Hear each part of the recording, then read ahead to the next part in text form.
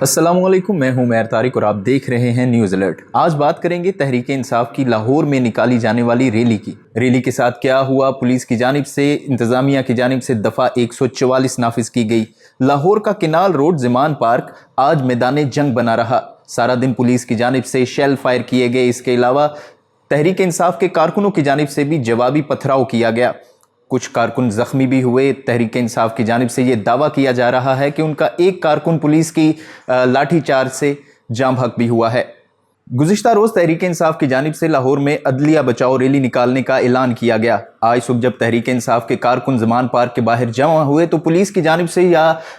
پنجاب حکومت کی جانب سے اچانک سے دفعہ 144 نافذ کر دی گئی۔ اگر اس حوالے سے بات کریں تو ایک بڑی مضحکہ خیز سی صورتحال ہے کہ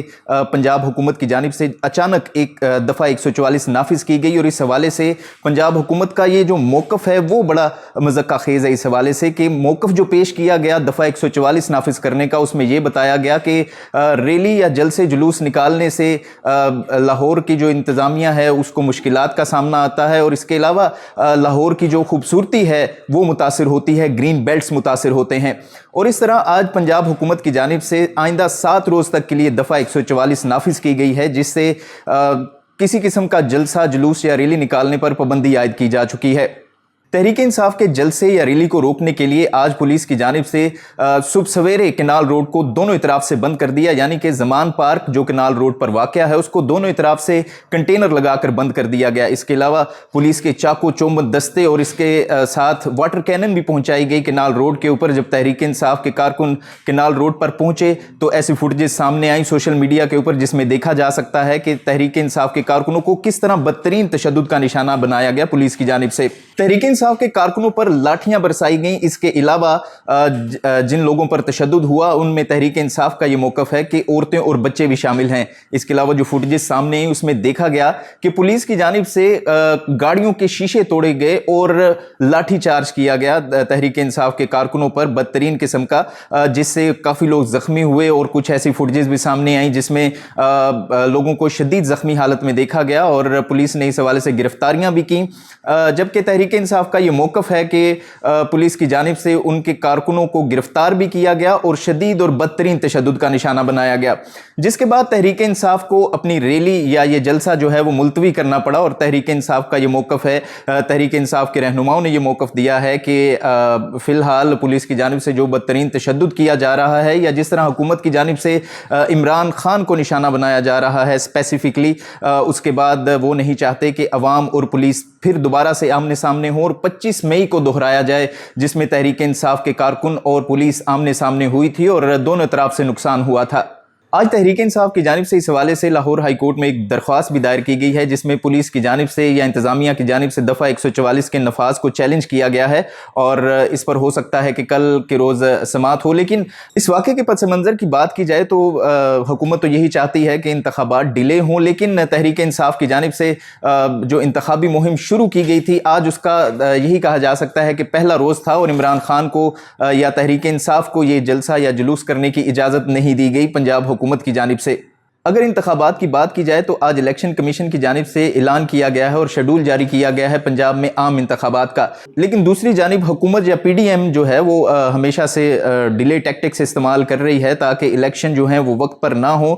لیکن اس حوالے سے تحریک انصاف کو جو ہے وہ کھلا میدان نہیں دیا جا رہا، جبکہ دوسری جانب حکومت کا بھی یہ موقف ہے کہ وہ لیول پلینگ فیلڈ جو ہے وہ اپنے لیے لینا چاہتے ہیں، جس میں ان کو پورا حق ہو اپنی مہم چلانے کا اور انتخابات کے حوالے سے۔ اگر لیول پلینگ فیلڈ کی بات کی جائے تو پنجاب کے موجودہ وزیر اعلیٰ حکومت کے ہی نامزد کردہ ہیں، اور انہیں الیکشن کمیشن نے اپوائنٹ کیا تھا